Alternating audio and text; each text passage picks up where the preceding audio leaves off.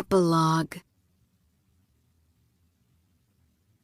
Kaveh-i-Pramukh ran the last 10 steps to the infirmary. He shoved open the heavy doors, his entire body shaking. His son lay inside on a fiery bed of smoking cedar. The sight stole the air from his lungs.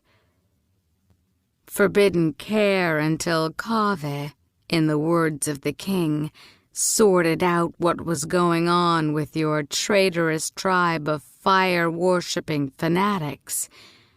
Jamshid was still in the uniform he'd been wearing when he rushed out of their house that terrible night.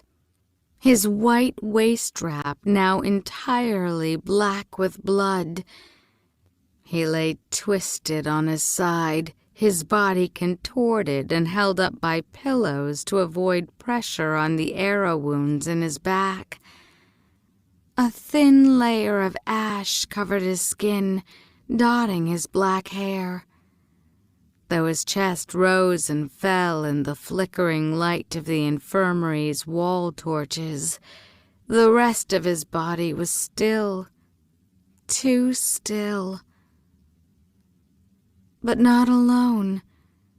Slumped in a chair at his bedside was Emir Muntadir, his black robe rumpled and streaked with ash, his gray eyes heavy with grief.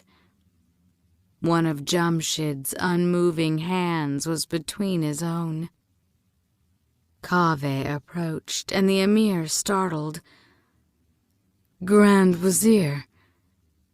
He dropped Jamshid's hand, though not before Kaveh noticed how closely he'd laced their fingers together. "Forgive me, Bizhani Oshusan," Kaveh breathed. Muntadir frowned. "I don't understand." "That's the name your father wants. Bizhani Oshusan. He was one of the Deva soldiers on your expedition. It was he who left the supplies on the beach. I have evidence and a witness who will testify to such a thing." Kaveh's voice broke. "Now please, let me see my son." Muntadir immediately stepped away, relief and guilt lighting his face. "Of course." Kaveh was at Jamshid's side in a second, and then he was numb, because it was impossible that he should be standing here while his child lay broken before him. Muntadir was still there. Kaveh heard Muntadir's voice catch. "He didn't even hesitate. He jumped in front of me the moment the arrows started flying." "Is that supposed to bring me comfort?" Kaveh brushed the ash from his son's closed eyes, his fingers trembling from rage as much as grief. "It should be you in a bloody uniform, and Jamshid weeping in royal finery." He suddenly felt capable of strangling the young man beside him, the man he'd watched break his son's heart time and time again, whenever the rumors surrounding them grew a bit too pitched, or whenever something new and pretty caught his eye. But Kaveh couldn't say that. The charges he wanted to fling at Muntadir would likely end with Kaveh being declared the Afshin's accomplice and one of the arrows in Jamshid's back shoved into his heart. Ghassan al-Qahtani's eldest son was untouchable. Kaveh and his tribe had just learned all too well how coldly the king dealt with people who threatened his family. It was a lesson Kaveh would never forget. But right now he needed Muntadir gone. Every second he lingered was another Jamshid suffered. He cleared his throat. My Emir, would you please give that name to your father? I would not wish to delay my son's treatment any further. But of course, Muntadir said, flustered. I'm sorry, Kaveh. Please let me know if anything changes with his condition.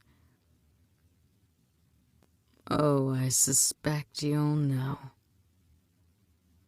Kaveh waited until he heard the door shut. In the firelight, piles of fresh timber and crates of glass ceiling tiles threw wild shadows across the ruined room.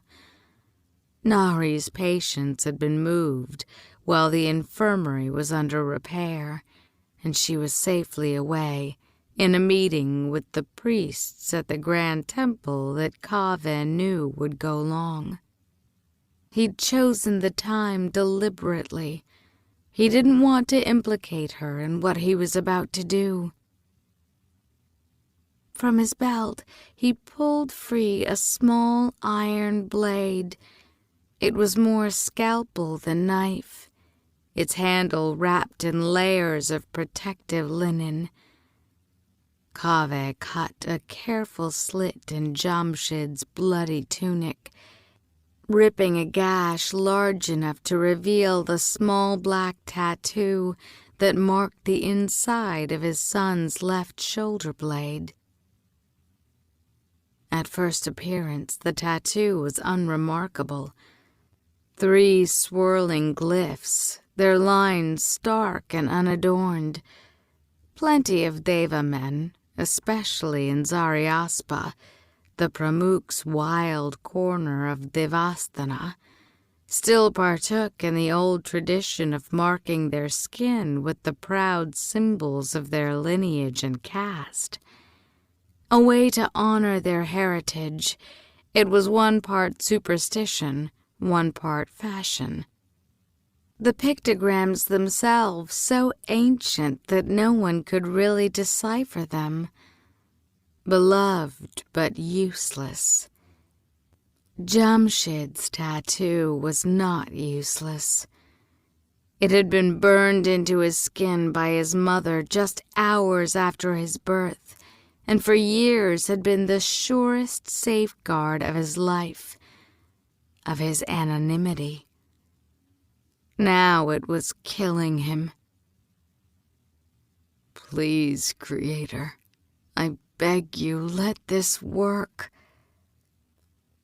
Kaveh lay the scalpel at the tip of the first swirling glyph. The ebony-marked flesh hissed at the touch of the iron, the magic protesting. His heart racing, Kaveh cut away a sliver of skin. Jamshid drew in a sharp breath. Kaveh stilled as a few drops of black blood blossomed at the cut.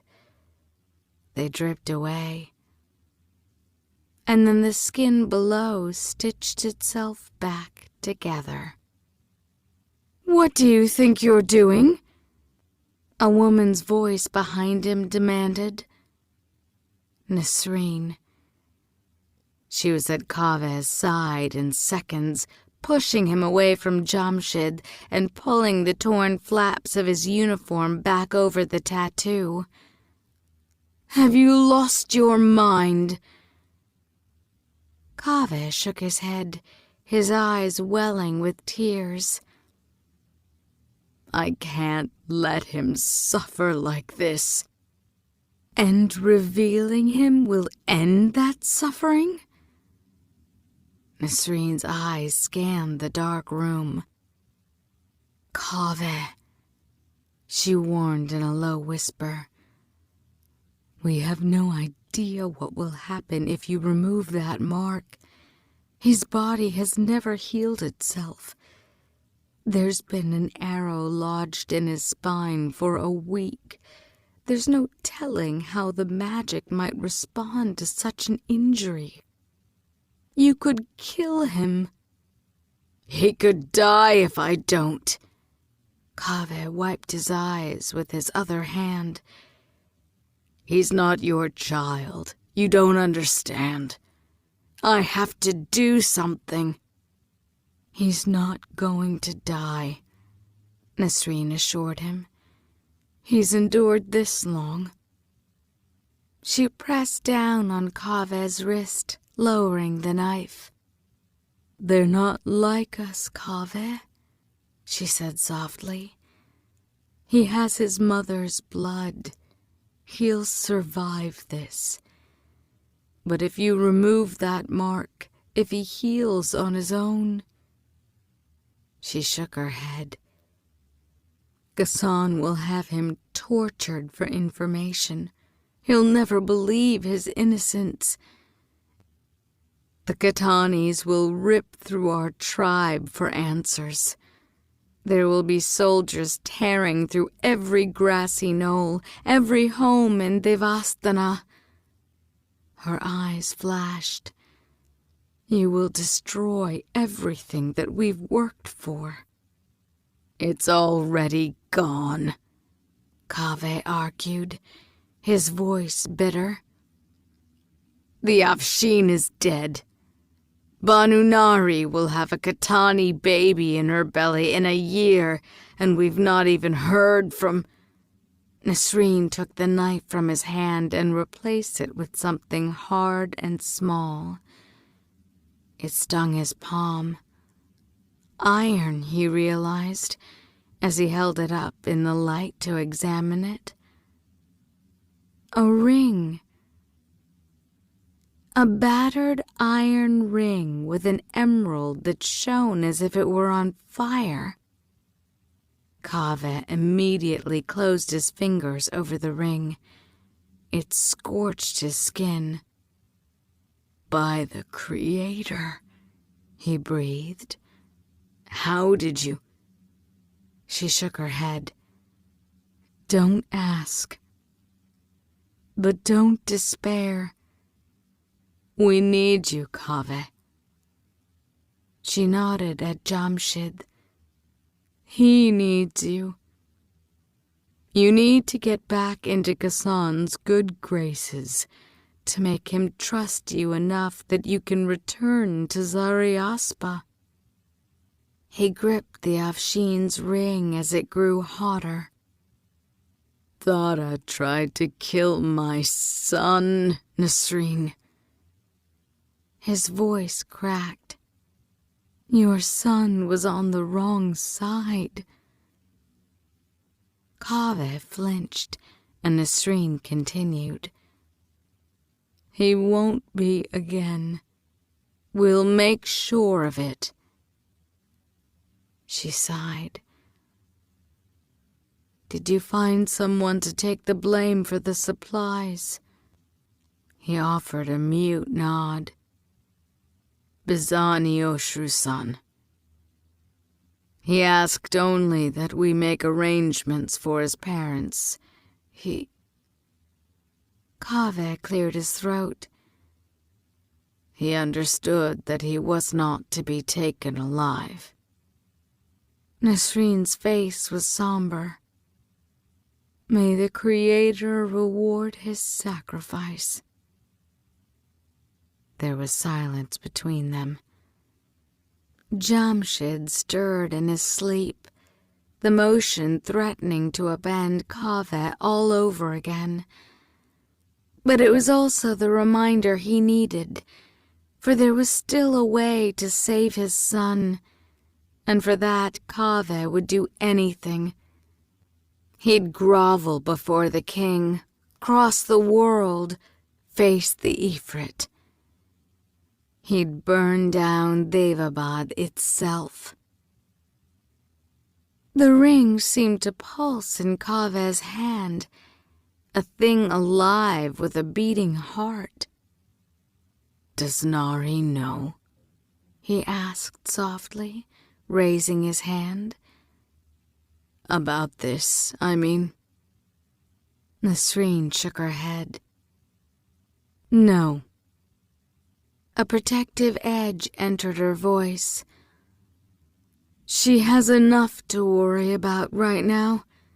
She needs no distractions, no false hope.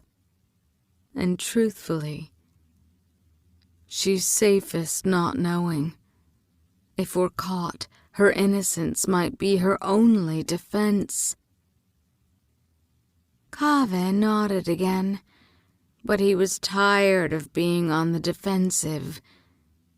He thought of the devas that Ghassan had already executed, the merchants beaten up in the Grand Bazaar, the girl raped in front of the royal guard, of his son nearly killed defending a Katani and then denied treatment, of the martyrs in the Grand Temple, of all the other ways his people had suffered.